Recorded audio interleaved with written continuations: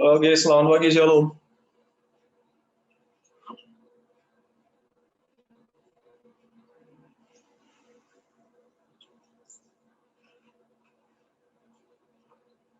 Oke, suara saya cukup terdengar dengan baik ya? Jelas ya? Oke, thank you. Makasih.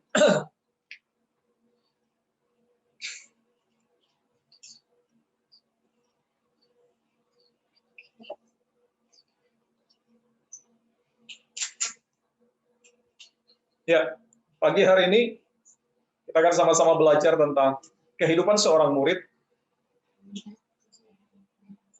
Sama ini masih berlanjut atau bersambung dari minggu yang lalu, bagaimana kita membangun pilar kehidupan rohani kita, sehingga kita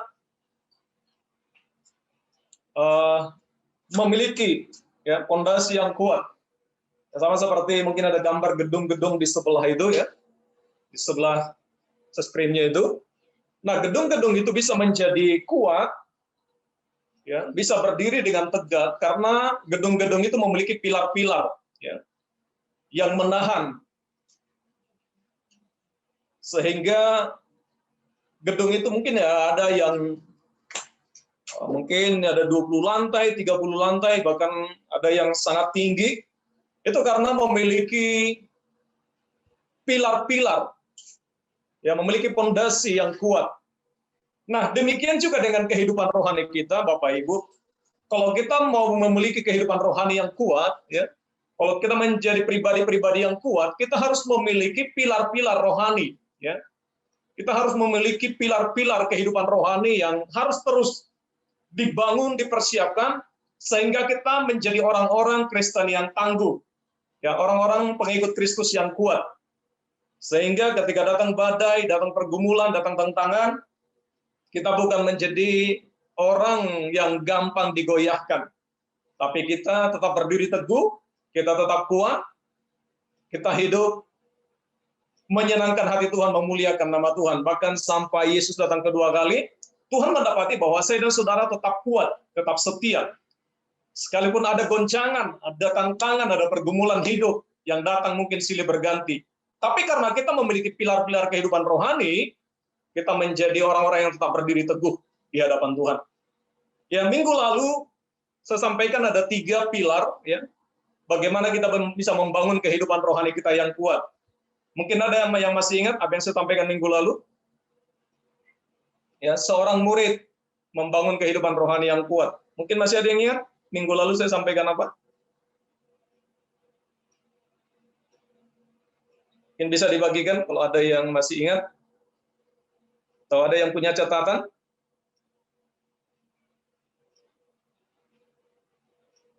Silakan kalau ada yang masih ingat.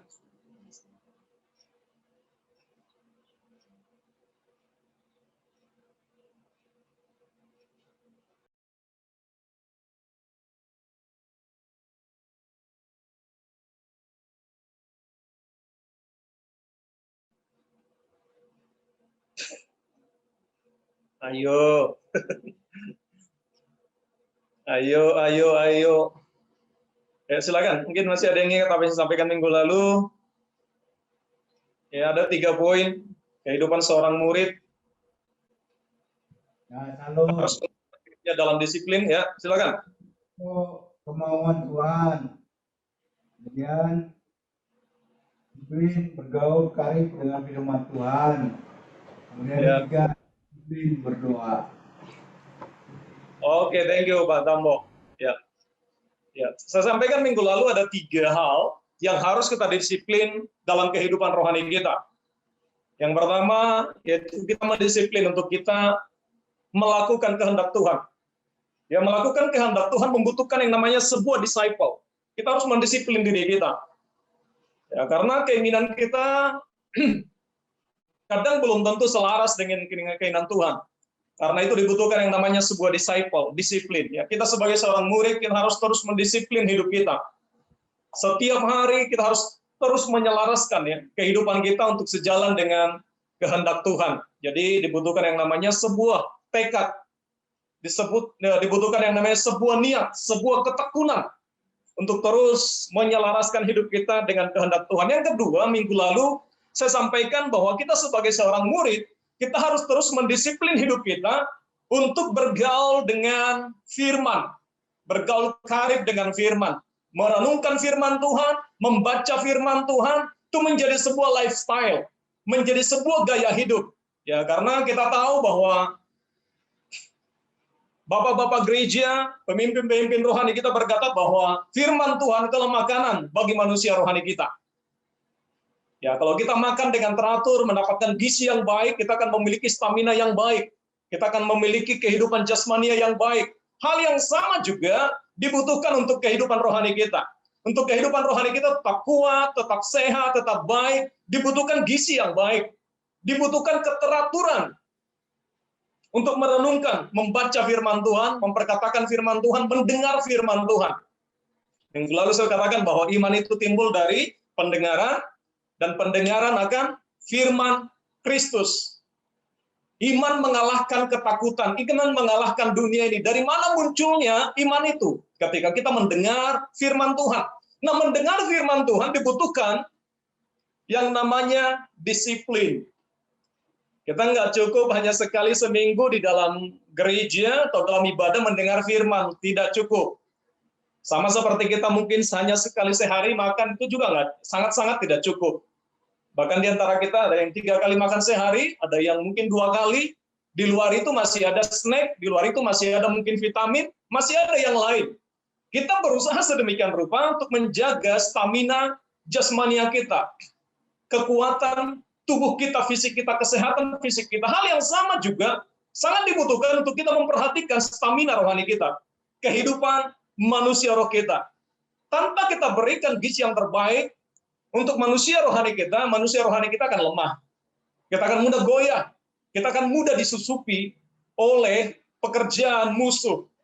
Untuk itu kita terus ya bergaul dengan firman. Kemudian yang ketiga, minggu lalu saya sampaikan bahwa kita harus terus mendisciple diri kita untuk bergaul dengan Allah, berdoa. Ya, bergaul dengan Tuhan. Bersekutu dengan Tuhan, bergaul karib dengan Bapa, ya. Itu perlu kita disiplin. Disiplin adalah mengubah satu kebiasaan yang awalnya itu belum bisa menjadi bisa. Dibutuhkan disiplin untuk hidup kita selaras dengan keinginan Tuhan. Dibutuhkan yang namanya sebuah yang namanya disciple, disiplin. Ya, kita sebagai seorang murid adalah orang-orang yang terus mendisiplin hidup kita. Mendisciple, ya, mengatur hidup kita sedemikian rupa untuk kita terus terhubung dengan Tuhan. Karena kalau kita tidak bangun disiplin doa kita, ya, kehidupan kita tidak akan semakin seperti Kristus. Tidak bisa. Orang yang sering bergaul, dia akan semakin seperti orang tersebut. Yang mengerti kehendaknya, mengerti isi hatinya, ya, mengerti karakternya, mengerti sifatnya, mengerti kebiasaannya. Ya, dengan kita sering bergaul dengan Tuhan, dengan kita sering bergaul karib dengan Bapa, kita akan semakin mengenal siapa Tuhan kita. Mengenal isi hatinya, mengenal kemauannya, mengenal apa yang dia kehendaki untuk kita kerjakan. Dengan lewat bergaul karib dengan Tuhan, dengan Bapa, kita akan semakin mengenal Tuhan. Dan saya percaya kalau ini yang kita bangun ya, 3 hal pilar yang minggu lalu kita bangun, saya percaya kita mengalami progres pertumbuhan. Tanpa kita membangun dengan teratur, tanpa kita membangun dengan baik, ya, bangunan yang dibangun tersebut tidak akan jadi dengan bagus, dengan baik. Tapi ketika kita membangun dengan baik, mendisciple hidup kita dengan baik, akan ada pertumbuhan yang baik juga. Ya, akan ada sesuatu yang kita hasilkan, akan ada sesuatu yang terjadi dalam diri kita. Karena itu, ayo terus mendisciple hidup kita untuk bergaul dengan disiplin untuk melakukan kehendak Bapa, disiplin untuk bergaul dengan firman, disiplin untuk bergaul dengan Bapa, Sang Firman itu sendiri. Kemudian, yang keempat sekarang, ya, pilar yang keempat, ya, disiplin beribadah.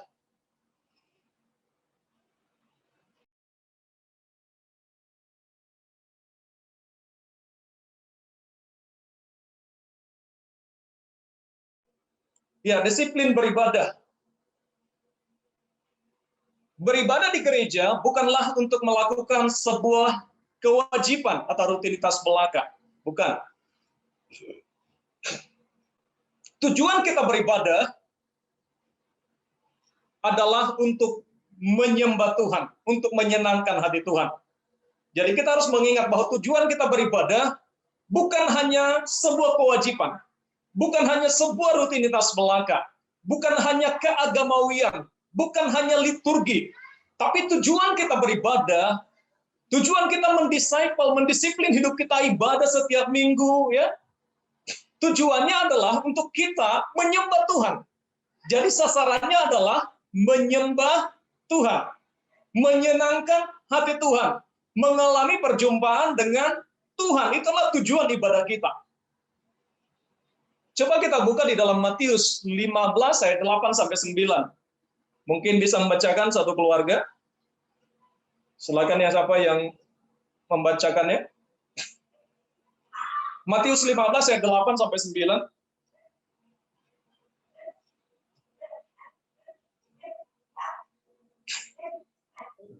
Oke, silakan keluarga Pak Agus. Matius 15 ayat 8 dan 9 nyolek. Bangsa ini memuliakan aku dengan bibirnya, padahal hatinya jauh daripadaku. Percuma mereka beribadah kepadaku, sedangkan ajaran yang mereka ajarkan ialah perintah manusia. Oke, thank you Pak. Ya, dalam Matius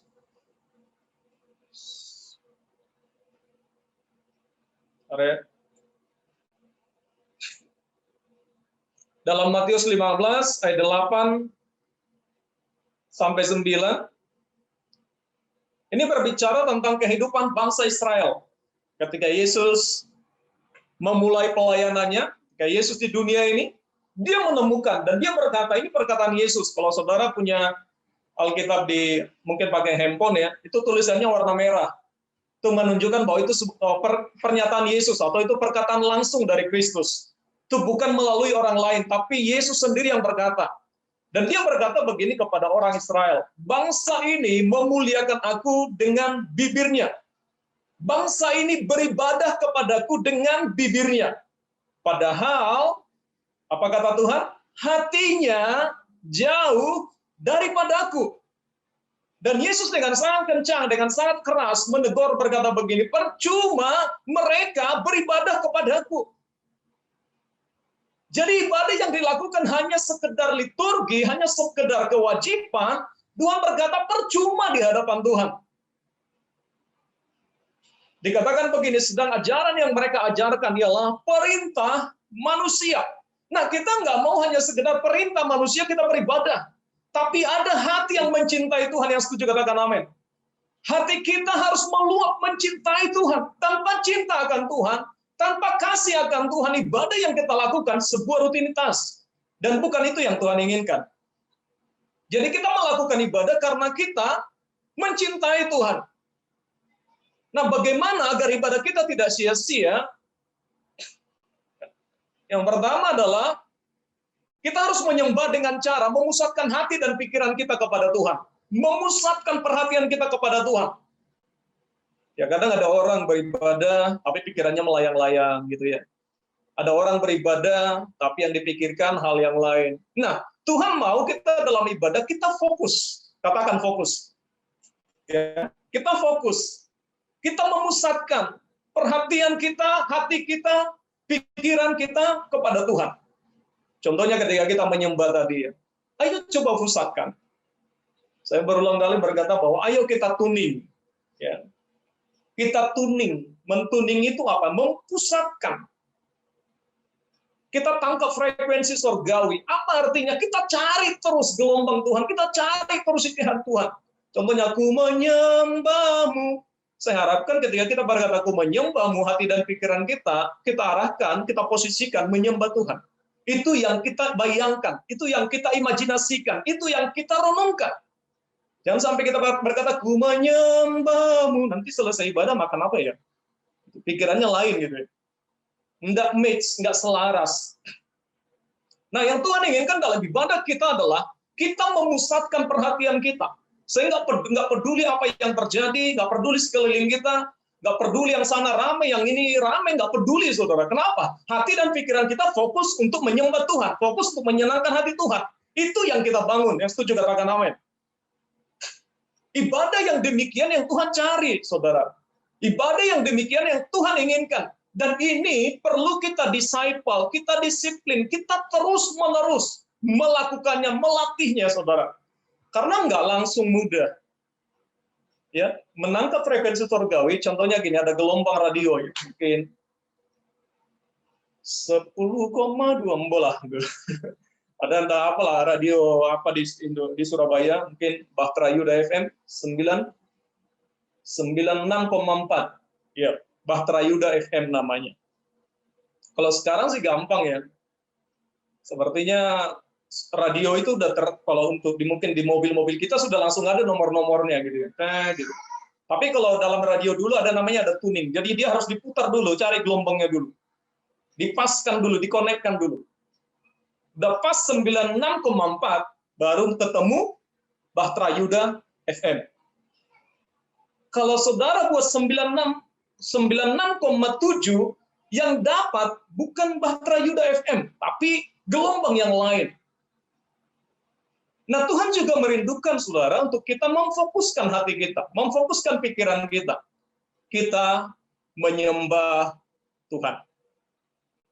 Jadi ibadah kita tujuannya adalah untuk menyembah Tuhan.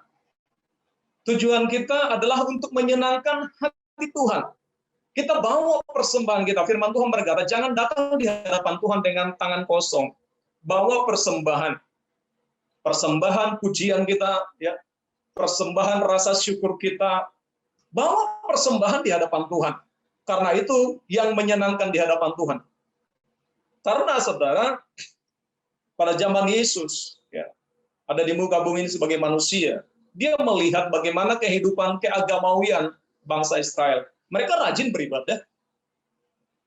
Bahkan bisa lebih daripada agama sepupu kita, saudara. Ya, ada jam-jam doa mereka, ada jam-jam ibadah mereka. Tekun mereka lakukan, tetapi mereka melakukan itu hanya sebuah kewajiban. Suatu rutinitas belaka. Tidak ada kehidupan rohani di sana. Hanya keagamawian yang ada. Kenapa Yesus berkata demikian?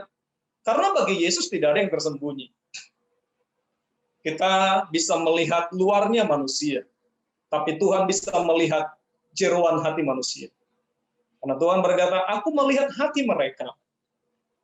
Hati mereka itu jauh daripadaku, kata Tuhan.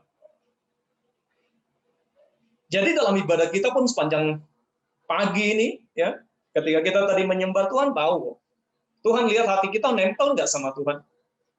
Kita benar-benar nggak dari hati kita memuji menyembah Tuhan.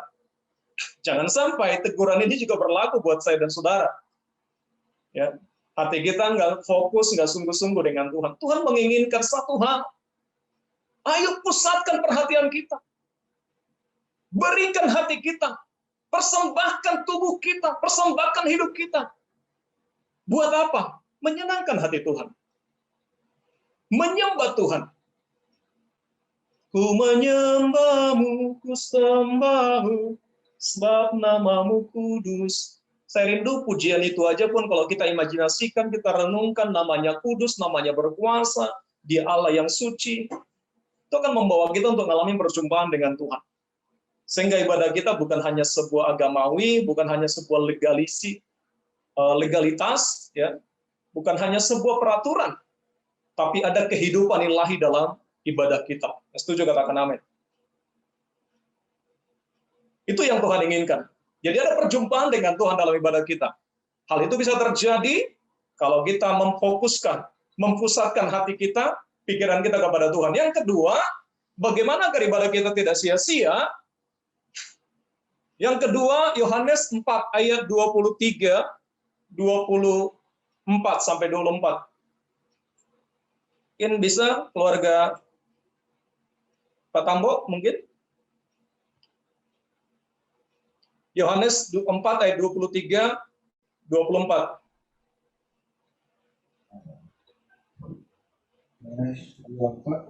Yohanes 4. Yohanes 4 ayat 23 sampai 24.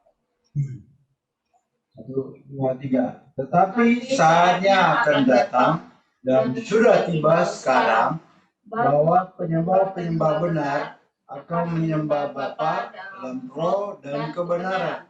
Sebab Bapa menghendaki penyembah-penyembah demikian.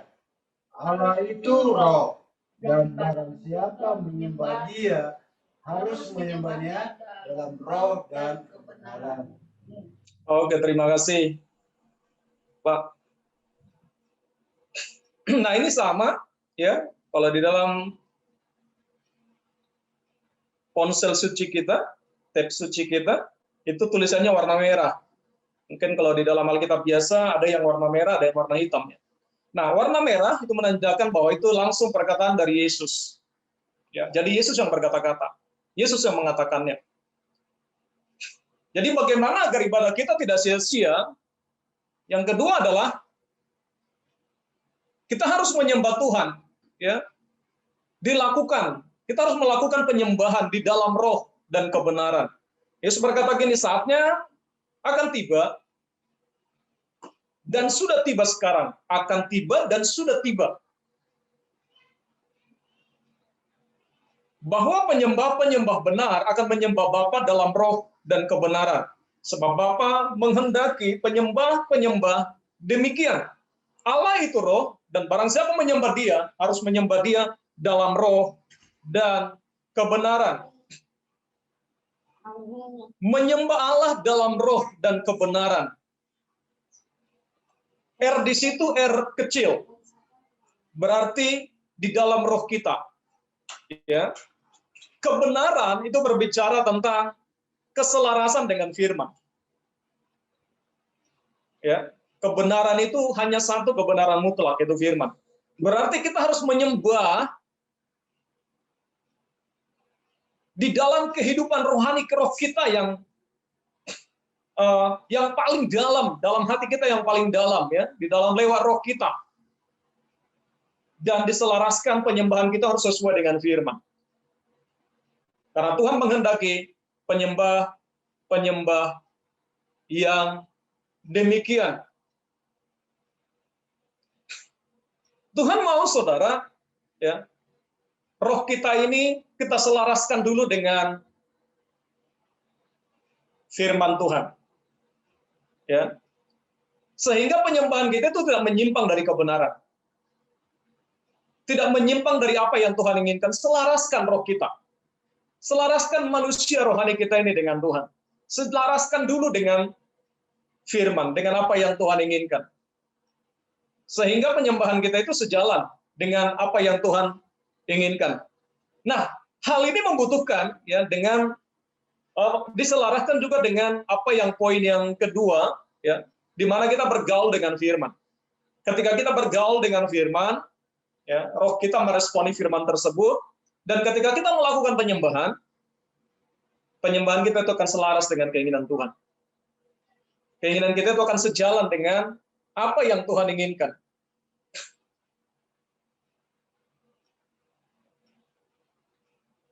Kenapa saudara demikian pernyataan Yesus? Karena begini, di dalam zaman perjanjian lama, penyembahan, beribadah, itu harus ke Yerusalem. Ya, jadi orang Israel itu kalau nyembah Tuhan, kalau mau beribadah, itu mesti ke Yerusalem. Makanya di sini datang antara pertemuan perempuan Samaria dengan Yesus. Perempuan Samaria berkata bahwa nyembah itu harus di Yerusalem. Tapi Yesus berkata, enggak, tidak harus di situ lagi. Tetapi saatnya akan datang, kata Yesus, dan sudah tiba sekarang, bahwa penyembah-penyembah benar akan menyembah Allah di dalam roh dan kebenaran. Jadi tidak lagi dibatasi, roh kita ini tidak lagi dibatasi oleh ruang dan waktu. Tidak harus di Yerusalem lagi. Tapi dimanapun kita berada, ketika roh kita terhubung dengan Roh Kudus, ketika roh kita terhubung dengan firman Tuhan, di sana pun bisa kita mempersembahkan persembahan buat Tuhan. Ya, jadi memang pasal ini berhubungan dengan hal tersebut. Dan Allah berkata bahwa Allah itu roh, dan barang siapa menyembah dia dalam roh dan kebenaran, tidak lagi dibatasi oleh ruang dan waktu. Jadi kita menyembah Tuhan di dalam roh, artinya bahwa kita juga menyembah Tuhan tidak hanya dipatok di satu tempat. Contohnya, kita nyembah Tuhan, saya harus nyembah Tuhan, harus di rumah dong. Masa nyembah Tuhan di kamar mandi? Iya. Masa nyembah Tuhan di mobil? Nah, kalau dulu itu terpatok, saudara. Jadi mereka kalau mau beribadah itu nggak bisa sembarangan. Jadi harus di tempat yang kudus, di tempat yang sudah Tuhan tentukan, di bait Allah, gitu. Di tempat-tempat tertentu. Sekarang nggak lagi. Kita bebas menyembah Tuhan di dalam roh kita dan di dalam kebenaran firman, di mana saja dan kapan saja. Yang setuju katakan amin. Mungkin di kantor kita bisa menyembah dengan roh kita kepada Tuhan. Di mobil kita bisa menyembah. Mungkin ketika kita nyetir atau ketika kita perjalanan dari rumah ke kantor, kita menyembah Tuhan. Nah, ada peristiwa yang agak unik, saudara. Bukan unik sih, pengalaman saya sih. Beberapa hari yang lalu, ketika saya ngantar istri saya kantor, saudara ya. Setelah itu, saya mau melakukan ada satu tugas aktivitas yang harus saya kerjakan. Nah, sepanjang jalan itu, saya sudah ngambil sebuah niat ya, komitmen dalam diri saya bahwa sepanjang jalan itu saya mau nyembah Tuhan. Saya nyanyi, saya nyembah, ya. Kadang saya mutar gitu, kadang bisa saya putar 1 jam gitu. Saya nyembah, sengaja saya fokuskan, ya karena di rumah rame ya. Satu sisi memang anak-anak jom semua dan cukup rame, jadi saya sengaja kayak berdoa keliling, kayak nyembah, gitu, ngelilingin jalan 1 jam, saya nyembah. Saya nyembah, saya ngalamin hadirat Tuhan, saya fokuskan hati saya, pikiran saya kepada Tuhan, saya nyembah. Dan rupanya ketika sudah jam 10, pas saya ada di satu tempat di mana saya harus menyelesaikan tugas, ada sesuatu yang harus saya kerjakan, tiba-tiba anak saya itu telepon, Josie telepon, bahwa Cikaselin itu ada alat-alat art and craft-nya dia harus dipakai. Yang tadi pagi sebenarnya sebelum berangkat istrinya udah beli, dan mereka mau pakai hari itu. Saya kelupaan. Akhirnya, waduh, saya lihat bahwa jam 11 mereka sudah selesai jom, ini sudah jam 10:05, perjalanan ke rumah masih segini, saya ngebut. Bukan ngebut sebenarnya, saya buru-buru di jalan. Jadi agak ciksak gitu, saya agak buru-buru. Pas lampu merah, berhenti. Nah, saya pakai jalur yang lurus itu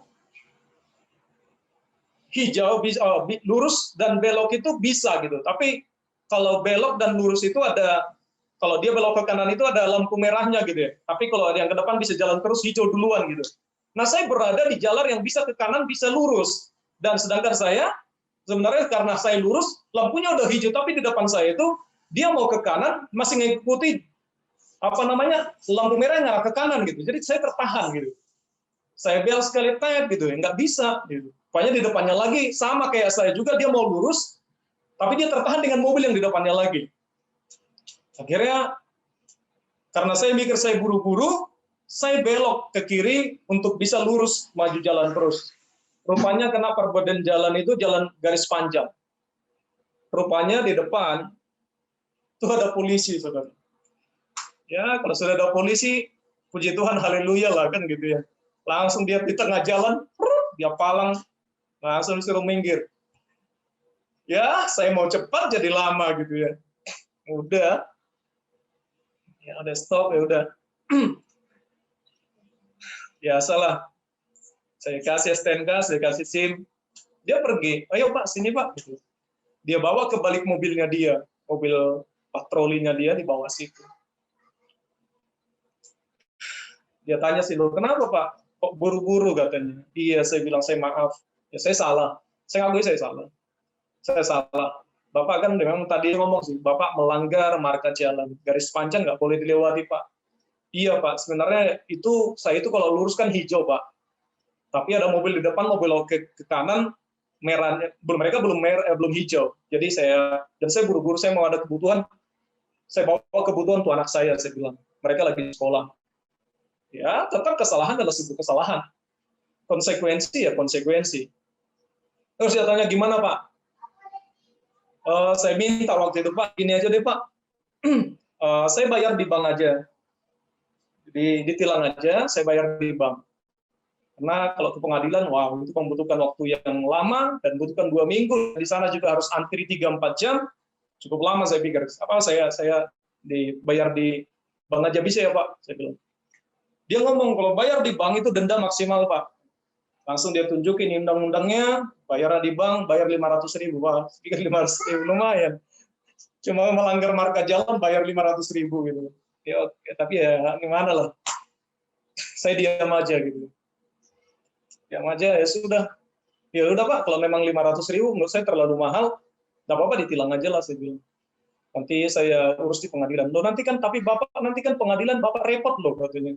Siapa yang ngurus katanya? Ya, biasa lah, udah tahu sih negosiasi tingkat tingginya gitu kan, mana maksudnya arahnya, saya udah tahu gitu. Tapi saya bilang enggak apa-apa ditilang aja. Tilang aja nggak masalah. Nggak apa-apa Pak, tilang aja sih. Saya tahu saya salah, ya sudah tilang aja. Kira dia tulis. Kemudian dia baca lagi STNK saya, dia baca lagi SIM-nya. Rupanya di SIM saya itu ada pekerjaannya pendeta gitu. Pendeta melanggar gitu. Ada tulisannya pendetanya gitu. Waduh, Bapak ini pendeta ya? Dia ngomong gitu. Oh iya Pak, di mana di sini? Akhirnya dia coba lagi bernegosiasi, loh udah mulai ibadah ya Pak, udah bla bla bla gitu. Ya masih sementara masih ini. Terus ditulis dia mau ditilang lah. Wah, nggak tahu bagaimana, saya juga tidak ada inisiatif untuk memberikan sesuatu. Negosiasi tingkat tingginya nggak berhasil. Akhirnya dia ngomong gini, waduh Bapak ini pendeta, ini saya juga serba salah ini, bagaimana ini, gitu-gitu lah kan. Ya udah deh Pak, jadi dikembalikan dia lah STNK sama SIM-nya. Nggak jadi ditilang gitu. Ya udahlah Pak, marah aja lah katanya. Nggak jadi ditilang, saudara. Cuman saya juga mikir, kalau ditilang ini ya lumayan juga ngurus-ngurusnya, ini kan agak ribet sebenarnya.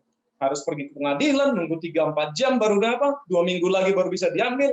Ya, agak ribet juga saya pikir, tapi ya saya memang apa ya? Ya ini kebenaran gitu ya. Yang benarnya itu begini gitu. Kalau mau ditilang ya udah konsekuensi ya sudahlah gitu kan. Tapi akhirnya dia nggak mau tilang. Padahal dia udah tulisin loh apanya, surat tilangnya udah tinggal mau kasih, mau robek, tapi dia nggak mau kasih karena dikembalikan STNK sama SIM-nya. Nah, satu hal yang saya renungkan sih, saya tahu apakah ini karena kemurahan Tuhan atau karena ada dispensasi, saya nggak tahu lagi sih. Tapi satu hal, saya merenungin gini, sepanjang jalan itu, kadang memang saya latih, saya kondisikan hidup saya. Ya, bukan karena mengalir gitu, tapi saya kondisikan, saya disciple diri saya kadang ya. Kadang saya ambil waktu kalau lagi dalam perjalanan atau apa gitu ya, buat bisa 2-3 jam, 1-2 jam, 3 jam, kadang saya nyembah gitu di kendaraan di mobil. Karena saya menangis nyembah Tuhan. Saya mengalami realita Tuhan di dalam penyembahan saya secara pribadi itu. Saya mengalami cinta Tuhan, mengalami kasih Tuhan, mengalami Tuhan secara pribadi gitu. Sehingga saya yakin lah ada campur tangan Tuhan. Saya tahu lah mungkin ya polisi sekarang agak beda dengan polisi dulu memang. Sekarang kan agak sedikit lebih ini. Tapi mungkin saya nggak tahu sih. Saya juga nggak tahu. Tapi mungkin ya ada kemurahan Tuhan lah. Menurut saya kemurahan aja sih bisa diloloskan kayak gitu. Ya. Nggak tahu apakah Tuhan menjamah hatinya jadinya seperti itu, saya nggak tahu juga. Tapi saya bisa diloloskan.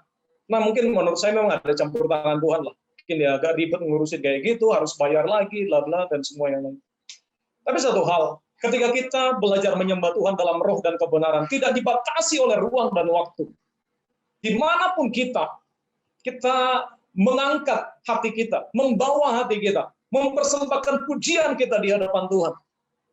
Saya percaya, anugerah dan kemurahan Tuhan akan berlaku atas kita. Ya. Ada pembelaan Tuhan, ada penyertaan Tuhan, ada anugerah Tuhan dalam kehidupan kita. Nah itu, jadi bagaimana agar ibadah kita tidak sia-sia? Kita harus menyembah Tuhan dalam roh dan kebenaran. Roh itu tidak dibatasi oleh ruang dan waktu. Jadi di mana saja, kapan saja, selaraskan dengan firman, berjalan dalam kebenaran, Tuhan akan bela hidup kita. Kita akan diberikan anugerah dan kemurahan. Kemudian yang berikutnya, ya, bagaimana agar ibadah kita tidak sia-sia? Yang berikutnya adalah, ayo kita mendisiplin diri di dalam ibadah bersama-sama dan saat teduh pribadi. Disiplin hidup kita untuk terlibat, untuk melakukan ibadah bersama secara korporat bersama-sama dan juga ibadah pribadi saat teduh. Saya percaya firman Tuhan berkata bahwa sesungguhnya ibadah kita, agunglah ibadah kita. Ya, ibadah kita itu ada hadirat Tuhan di sana. Ada kuasa Tuhan bisa terjadi di sana. Ada mujizat Tuhan bisa terjadi di dalam ibadah kita. Ketika kita beribadah bersama-sama, mungkin yang sakit bisa tiba-tiba mengalami mujizat Tuhan, mengalami kesembuhan. Mungkin banyak hal. Mungkin kita ada hal-hal yang mengganjal di hati kita ketika kita beribadah bersama-sama dengan sungguh-sungguh, Tuhan bisa langsung buka jalan. Jadi sesungguhnya di dalam ibadah itu ada pekerjaan roh dan firman, ada kuasa Tuhan, ada mujizat Tuhan, ada hal-hal yang supranatural bisa terjadi ketika kita beribadah bersama-sama. Makanya ibadah kita itu tidak sama dengan seminar yang lain. Karena di dalam ibadah kita itu hadirat Tuhan ada. Tuhan hadir di dalam ibadah kita.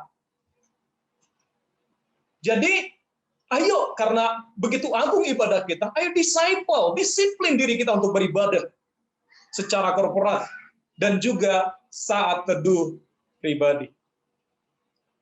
Ya, ada lagu berkata, saat teduh, saatnya ku berdiam diri, ku nanti kehendakmu di dalam hidupku, kini tiba saatnya ku rendahkan diri, pulihkan gerejamu, kudus dan sempurna. Nah, saat teduh, masihkah saya dan saudara mengadakan saat teduh?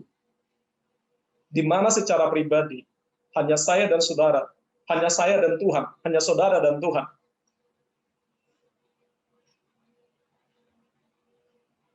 Masihkah itu kita bangun hari-hari?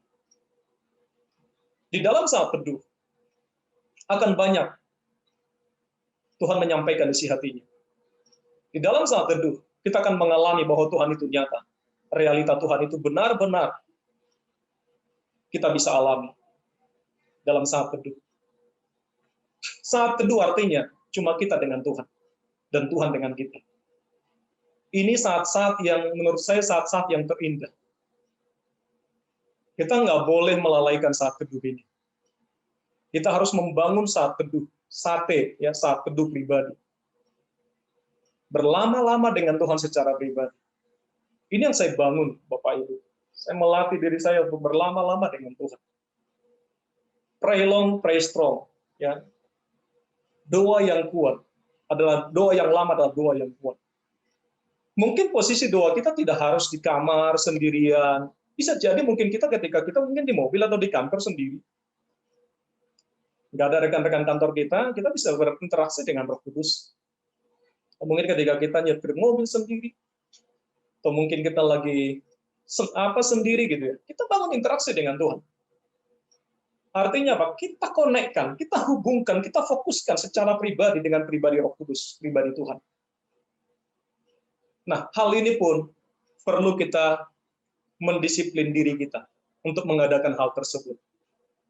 Kalau enggak kita disiplin, kehidupan rohani kita akan labil. Kehidupan rohani kita tidak akan. Nah, kalau saya pingin saya berdoa, ya saya berdoa. Kalau saya nggak pingin, saya nggak berdoa. Apa yang terjadi dengan kehidupan rohani yang model demikian? Kalau saya pingin makan, saya makan. Kalau saya nggak pingin makan, saya nggak makan. Apa yang terjadi dengan tubuh kita kalau itu pola yang kita bangun? Tapi kalau kita bangun pola kehidupan di mana kita mendisciple hidup kita, mendisiplin hidup kita untuk memiliki saat teduh secara pribadi dengan Tuhan. Baik juga disiplin beribadah secara korporat bersama-sama dengan saudara seiman, keluarga rohani kita. Saya percaya banyak perkara-perkara rohani akan Tuhan nyatakan dalam hidup kita. Ya, banyak isi hati Tuhan yang bisa disampaikan dalam hidup kita. Saya percaya ruangan doa ada tempat belajarnya hati. Hati yang mengasihi Tuhan, hati yang mencintai Tuhan, hati yang mengampuni, hati yang, dan segala hal lah dalam ruang doa secara pribadi. Kita akan mendengar isi hati Tuhan. Ayo kita bangun, disiplin, disciple. Kembali lagi, seorang murid adalah seorang yang disciple dirinya. Seorang yang mengatur hidupnya sedemikian rupa. Untuk kita bisa mengalami bahwa Tuhan itu nyata dan terus bekerja. Tidak hanya, kalau saya pingin, kalau saya nggak mau, ya nggak apa-apa. Nggak bisa, saudara. Kita seorang murid. Sangkal diri, pikul salib, ikut Yesus setiap hari. Ini yang perlu kita bangun dalam diri kita. Dan saya percaya, pertumbuhan rohani akan nyata dalam diri saya dan saudara. Next. Yang berikutnya, yang kelima, pilar yang perlu kita bangun dalam kehidupan rohani kita, masing-masing, disiplin memberitakan Injil. Matius 28 ayat 19. Silakan mungkin keluarga, siapa yang belum tadi? Keluarga Pak Henry ya? Belum ya? Keluarga Pak Henry, sekalian Pak Petrus di sana.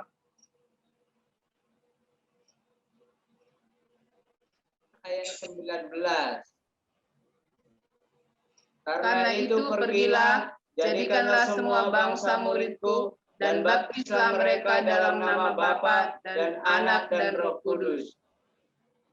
Ya, ini disebut dengan amanat agung, ya. Disebut dengan amanat agung. Ada amanat agung. Ada perintah yang kita sebagai murid Kristus diperintahkan untuk melakukannya. Pergilah, jadikanlah semua bangsa menjadi muridku. Ada perintah untuk memberitakan Injil, memberitakan kabar baik. Beritakanlah firman Tuhan. Siap sedialah baik atau tidak baik waktunya. Nah, ketika Yesus bersama-sama dengan muridnya, suatu ketika dia mengutus mereka berdua-duaan, ya kan? Mereka mengutus muridnya berdua-duaan. Mau ngapain? Memberitakan Injil. Apa sih berita Injil? Apa sih berita memberitakan Injil? Berita Injil itu apa sih? Berita apa sih yang kita beritakan itu? Injil itu apa sih? Injil adalah kabar keselamatan melalui Yesus Kristus. Berita keselamatan melalui Yesus Kristus. Jadi bahwa ada keselamatan, ada kepastian keselamatan. Bukan mudah-mudahan. Tapi ada kepastian keselamatan lewat Yesus Kristus. Nah, itu berita Injil. Dan itu akan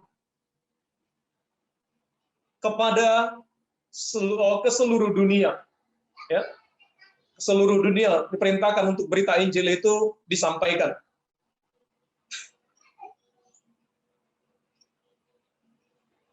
Bagaimana caranya atau bagaimana caranya kita bisa memberitakan Injil? Ya, caranya banyak sih untuk saat ini, banyak sekali cara untuk kita bisa memberitakan Injil.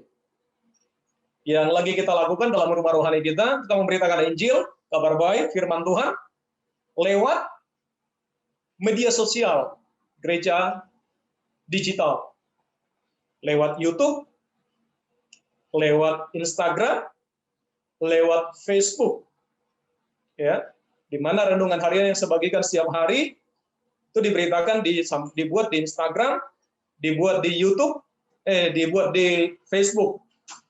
Nah, lewat itu orang lain membaca, mereka mendengar, mereka melihat kabar baik. Ya, itu salah satu cara yang bisa kita lakukan untuk memberitakan Injil. Bisa juga dengan kita menemui seseorang. Mungkin ada orang yang lagi kita doain gitu ya.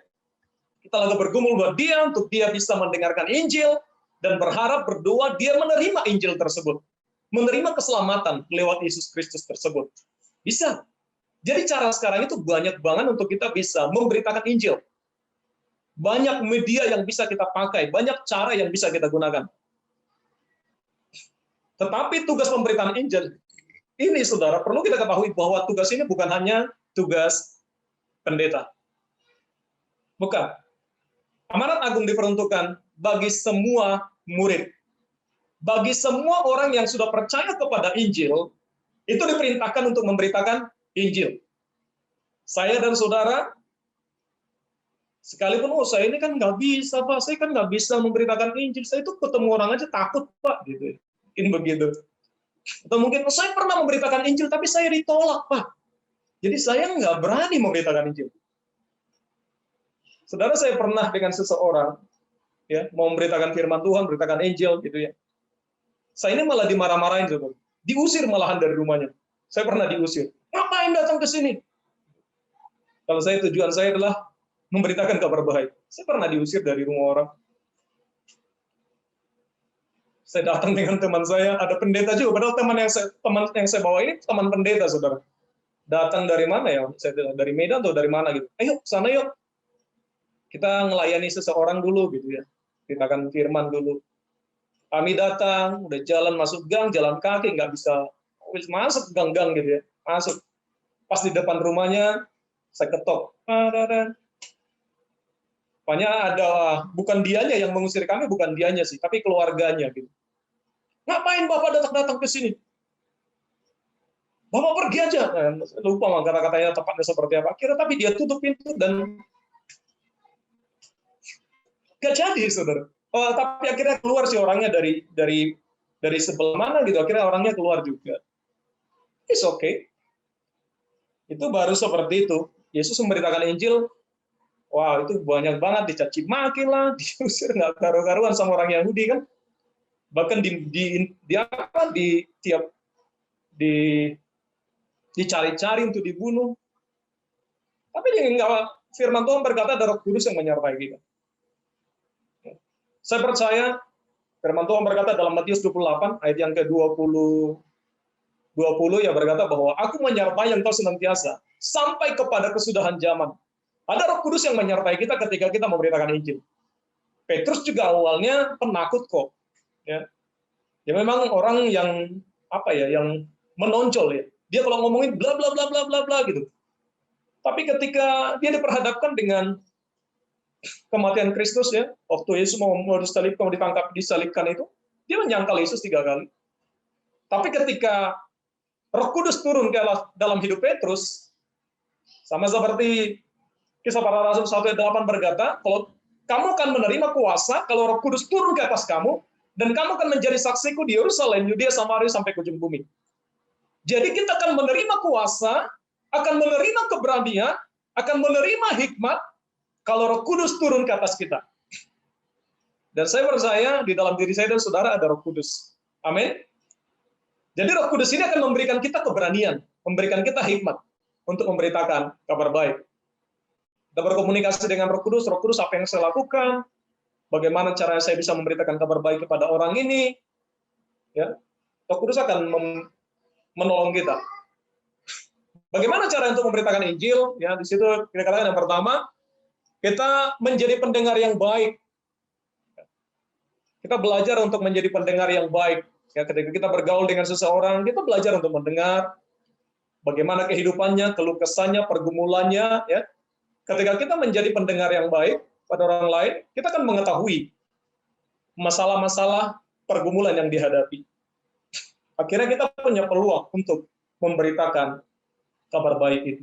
Kita berkata, oh iya, saya juga dulu pernah punya masalah. Tetapi ketika saya berdoa di dalam Yesus, Tuhan membuka jalan buat saya. Ada kesempatan untuk bersaksi. Ada kesempatan untuk memberitakan Injil. Jadi belajar untuk mendengar, melatih telinga kita untuk belajar mendengar orang lain. Jadi bukan cuma jadi ngomong terus gitu ya. Belajar, kita latih diri kita untuk mendengar orang lain. Yang berikutnya harus dikatakan, kita memberikan perhatian yang tulus. Jadi bukan pura-pura gitu ya. Tapi kita tulus mendengarkan mereka, kita tulus memperhatikan mereka, kita tulus rindu mereka diselamatkan. Kita memiliki hati yang tulus, bukan apa ya? Bukan ada udang di balik batu kali ya. Atau udang di balik rempeyek, bukan gitu. Tapi kita belajar dengan tulus hati. Kemudian yang berikutnya, bagaimana cara memberitakan Injil? Kita belajar untuk aktif bertanya. Aktif. Jadi kita bisa menjadi pemberita Injil, salah satunya adalah ketika kita belajar untuk aktif, bukan pasif. Kalau pasif kan ada orang kita diam aja, ada orang di sana kita diam aja gitu. Jadi aktif artinya sih selalu memulai pembicaraan, berinisiatif untuk memulai pembicaraan. Ada inisiatif untuk menjumpai orang lain, ada inisiatif aktif untuk bertanya kepada orang lain gitu ya. Ayo kita latih diri kita. Kalau kita pasif, ada satu semboyan berkata, menurut saya ada benarnya juga, bahwa seorang pendiam itu cenderung dikatakan orang yang sombong. Diam aja. Akhirnya kan sombong banget nih orang gitu ya. Ada orang di sana nyapa juga enggak. Gitu. Jadi kelihatan sombong. Jadi pendiam cenderung dianggap sebagai orang yang sombong. Tapi kalau kita ramah, ya kita suka nyapa orang lain, ada sapam di sana kita sapa, Pak permisi gitu. Atau apalah gitu ya. Dengan itu kita akan punya peluang juga untuk kita jadi solusi, jadi jawaban, jadi berkat bagi orang lain. Belajar aktif. Ya, kita mencoba membangun roh yang aktif. Dalam hal ini pun, Bapak Ibu, dibutuhkan yang namanya sebuah disciple. Apalagi kita yang terbiasa, saya ini kan pendiam, Pak. Saya nggak bisa loh, Pak. Saya ini pendiam, saya ini paling nggak bisa memulai pembicaraan. Dengan kita mendisciple diri kita, mendisiplin, melatih hidup kita bagaimana caranya. Saya harus berani memulai pembicaraan. Walaupun menyapa mungkin, Pak, siapa namanya, dari mana, anaknya berapa, udah menikah belum, ya terserah lah gitu. Lama-lama nomor rekeningnya berapa, nggak masalah, atau nomor sepatunya berapa, gitu. Banyak hal, yang penting intinya cuma satu, kita belajar untuk aktif. Ya, kita belajar untuk ramah dengan orang. Ya. Dengan demikian, itu akan ada peluang untuk kita bisa memberitakan kabar baik buat mereka. Ya, mungkin masih banyak cara-cara yang lain. Ya. Next, yang keberapa sekarang? 6 ya. Ya, keenam adalah sebagai seorang murid, kita belajar untuk mendisiplin hidup kita untuk melayani. Pelayanan yang kita lakukan bisa di dalam gereja, bisa di luar gereja. Tidak dibatasi oleh hanya di dalam gereja. Dan pelayanan kita juga bukan hanya di depan mimbar, bukan hanya jadi pengkhotbah, bukan hanya jadi worship leader, bukan hanya jadi singer, enggak. Pelayanan kita bisa di depan mimbar dan juga bisa di belakang mimbar. Jadi ayo kita melayani sesuai dengan karunia kita masing-masing.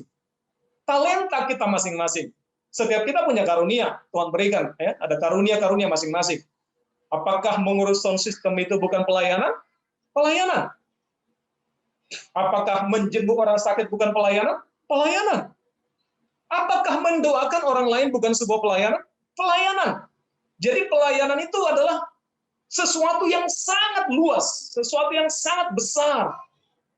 Kita nggak bisa paksakan bahwa, kalau saya berdiri di mimbar, baru sebuah pelayanan. Salah besar. Karena kalau kita hanya berdiri di mimbar, berarti kita hanya bisa melayani Tuhan, hanya 1 jam atau 2 jam dalam 1 minggu. Miskin sekali dan kecil sekali pelayanan. Padahal pelayanan itu bisa berlangsung seumur hidup kita. Di kantor kita bisa melayani, Nah, pelayan melayani ini kan sesuatu nggak enak ya, karena banyakan cenderung orang itu banyakan sukanya itu dilayani. Tapi sesungguhnya Tuhan menghendaki kita untuk melayani. Sama seperti Yesus berkata, aku datang bukan untuk dilayani, melainkan untuk melayani. Kita juga dipanggil bukan untuk dilayani, tapi kita untuk melayani. Siapa yang harus kita layani? Kita melayani pertama, layani Tuhan. Yang kedua, layani sesama. Ya, melayani Tuhan dan sesama. Nah, saya rindu setiap kita di rumah rohani saya berulang kali berkata, ayo semuanya kita berfungsi yuk. Gitu kan? Sesuai dengan talenta karunia masing-masing, ayo melayani Tuhan. Karena kalau kita nggak melayani, saudara, hidup kita akan terasa hampa. Ya, hidup kita akan terasa kosong. Ketika kita nggak berfungsi, kita nggak melayani, hidup kita akan terasa kosong. Ya, Tuhan menciptakan kita untuk melayani. Itu perintah Tuhan. Ini ada lagu berkata, melayani, melayani, lebih sungguh. Yesus juga datang. Dia datang melayani kita. Yesus lebih dulu melayani kepadaku, melayani, melayani, lebih sungguh. Ayo kita belajar untuk melayani. Layani orang lain. Layani Tuhan. Nah, ini perlu kita bangun menjadi pilar kehidupan rohani kita. Ini perlu kita disciple hidup kita. Untuk memiliki hati seorang pelayan. Hati yang melayani. Hati yang mengasihi, saudara. Karena kecenderungan manusia itu rindu, maunya itu dilayani. Sedangkan melayani itu berubah dari egosentris menjadi teosentris. Ya, ketika kita melayani, kita nggak lagi berpusat ke akunya, egonya. Tapi kita mulai berpusat ke kebutuhan orang lain. Kebutuhan, keinginan, maunya Tuhan. Berubah fokus. Maunya akunya berubah menjadi apa sih yang bisa saya lakukan buat orang lain? Orang lain itu butuh apa sih yang bisa saya tolong? Apa sih yang bisa saya lakukan? Jadi berubah fokus. Ya, ketika kita melayani, fokusnya berubah. Dari egosentris menjadi teosentris. Dari berpusat kepada aku, kepentinganku, keperluanku, menjadi kepentingan orang lain, kepentingan Tuhan, maunya Tuhan, keinginan Tuhan, berubah, saudara. Dan untuk hal ini pun, karena itu sesuatu yang tidak mudah, ayo kita disiplin hidup kita. Dari yang tidak bisa, menjadi bisa. Saya percaya ketika ini yang terus kita bangun, ini pilar-pilar kehidupan rohani yang perlu kita bangun. Di dalam diri saya, dalam diri saudara. Terus-menerus, kita latih terus. Ya. Firman Tuhan berkata juga tentang ibadah. Ya. Latihlah dirimu beribadah. Latihan badan ini terbatas gunanya, tapi ibadah itu berguna untuk hidup sekarang dan hidup yang akan datang. Latih dirimu. Latih di sana berasal dari kata disciple dirimu, disiplin dirimu. Di bagaimana ada beberapa motivasi dalam melayani.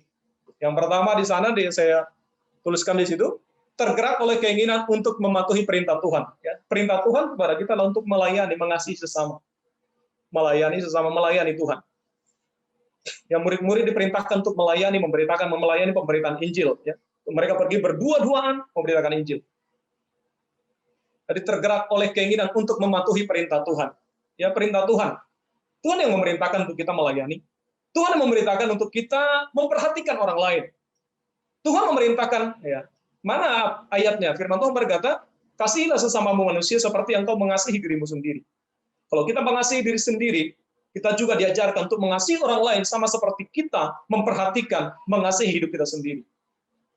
Jadi melayani orang lain. Kemudian digerakkan oleh kasih.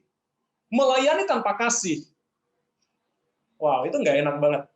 Jadi dasar kita melayani Tuhan, itu dasarnya harus kasih.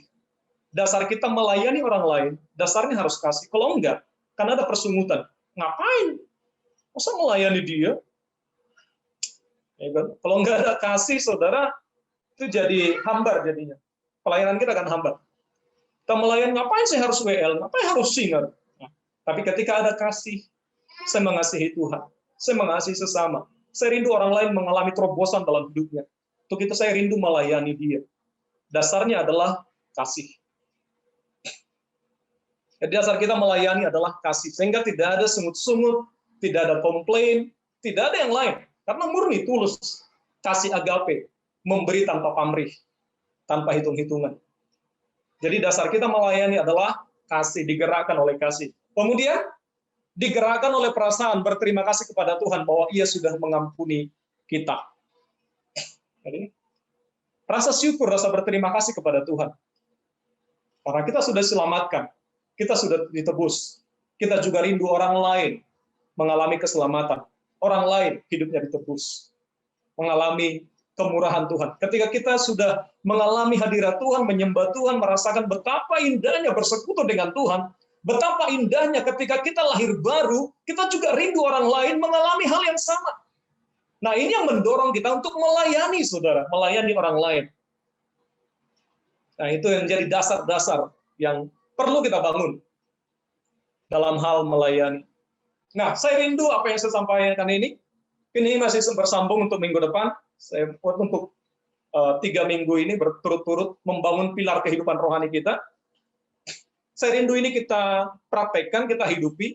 Ini menjadi pilar yang kita bangun. Yang pertama, untuk mendisciple diri kita melakukan kehendak Tuhan. Yang kedua, mendisiplin hidup kita untuk bergaul dengan firman.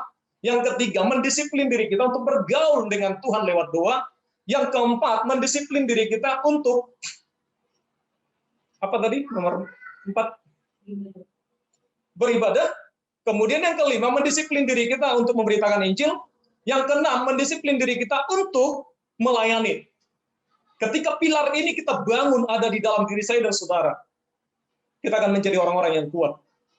Kita akan menjadi orang-orang yang tangguh. Kita akan menjadi orang-orang yang berkemenangan. Ya. Di minggu depan, sekali lagi mungkin saya akan sampaikan, masih ada 3 poin lagi mungkin.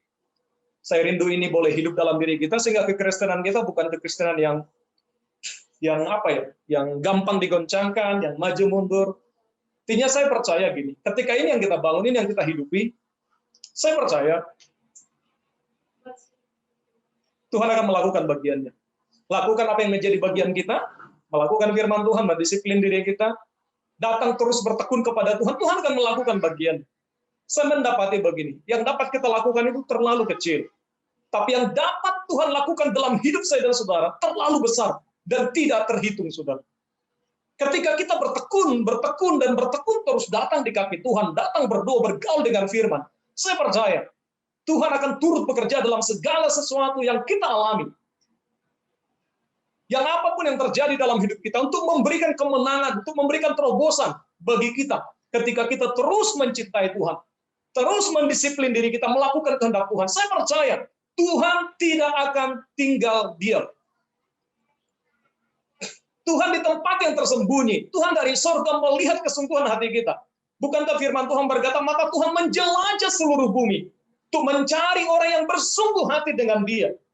Ketika kita terus bersungguh-sungguh bertekun, memiliki niat untuk melakukan kehendak Tuhan, untuk bergaul dengan firman, memiliki niat, memiliki ketekunan, kesungguhan hati, mendisiplin diri, untuk bergaul dengan Tuhan, untuk bertekun beribadah, baik secara korporat maupun ibadah pribadi saudara, bertekun untuk memberitakan Injil, bertekun untuk melayani, saya percaya Tuhan akan melakukan hal-hal yang tidak pernah kita pikirkan, timbul dalam hati kita. Semuanya akan menjadi mungkin, karena Tuhan turut bekerja dalam segala sesuatunya. Lakukan apa yang menjadi bagian kita, Tuhan akan melakukan apa yang menjadi bagiannya. Yang kita lakukan terlalu kecil, yang dapat Tuhan lakukan dalam hidup kita terlalu besar. Lakukan bagianmu, lakukan bagian kita, Tuhan akan melakukan bagiannya. Ya, sebagai kesimpulannya, sama dengan minggu yang lalu, keberhasilan disiplin rohani. Disiplin rohani itu artinya, saudara, di mana kita mendisciple ya, untuk mengikuti kehendak Tuhan. Mengatur hidup kita untuk selaras dengan firman Tuhan. Keberhasilan tersebut, keberhasilan rohani adalah ketekunan pribadi yang dipimpin oleh Roh Kudus. pribadi kita harus terus bertekun. Dengan anugerah pertolongan dari Roh Kudus, saya percaya kita akan seperti pohon yang terus berbuah di hadapan Tuhan. Dan hidup kita buahnya boleh dinikmati Tuhan, boleh dinikmati oleh orang lain. Puji Tuhan. Sama-sama kita akan bersatu dalam doa.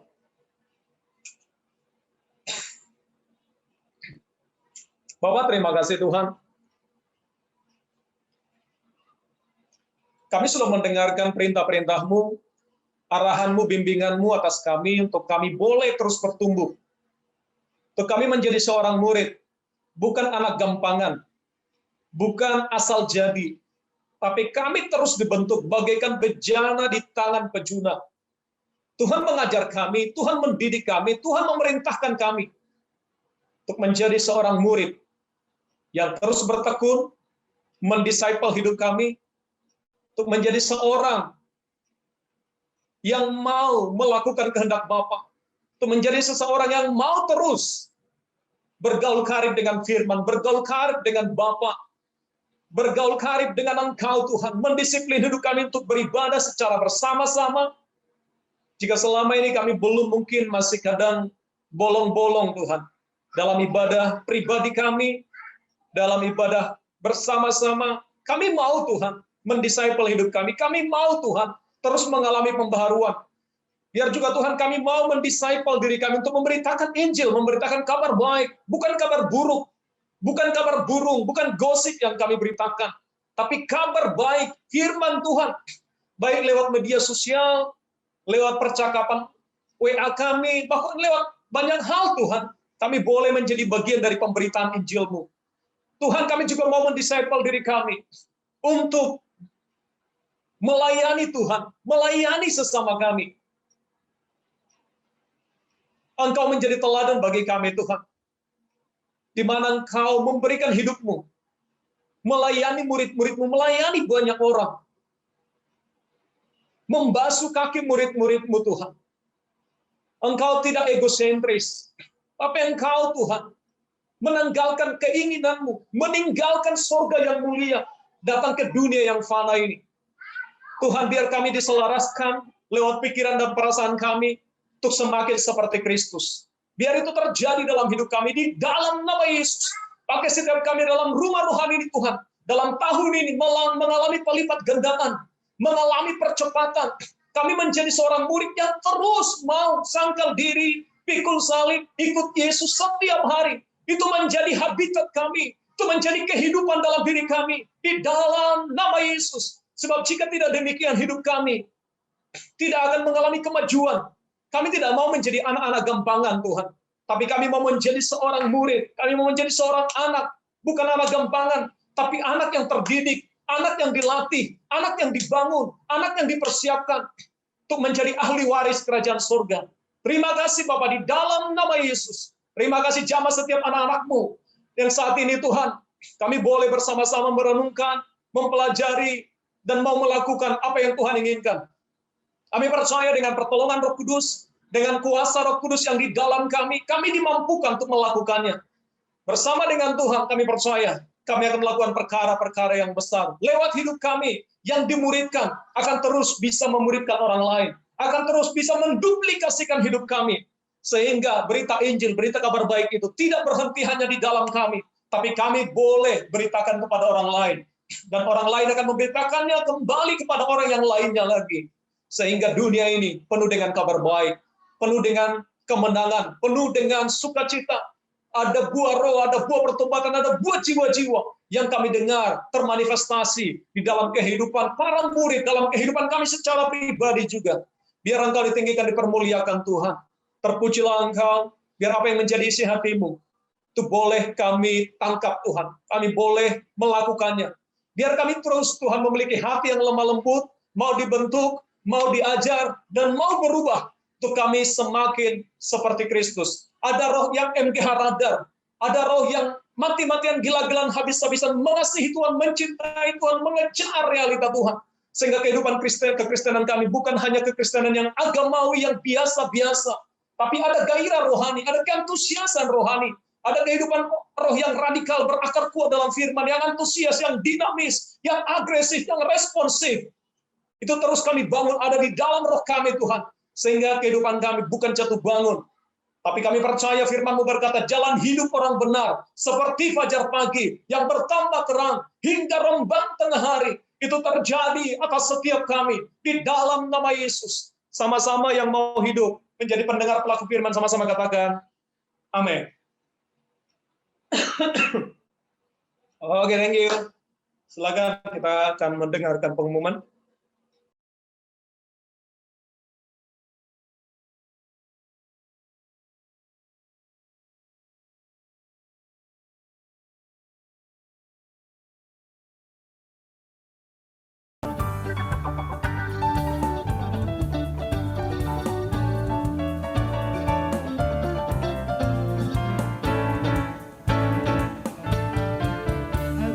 Shalom Aleichem, Avenu Shalom Aleichem, Avenu Shalom Aleichem, Avenu Shalom, Shalom, Shalom Aleichem. Bagimu damai sejahtera, bagimu damai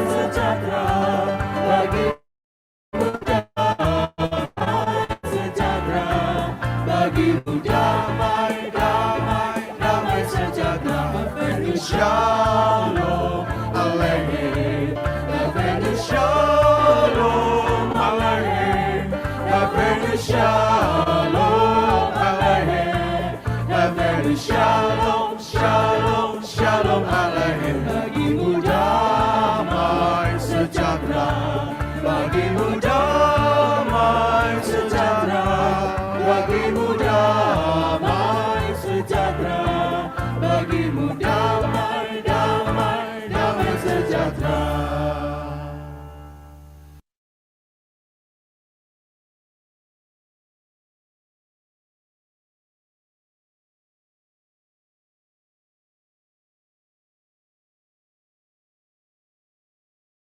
Oke, thank you. Ya, sudah selesai pengumumannya ya.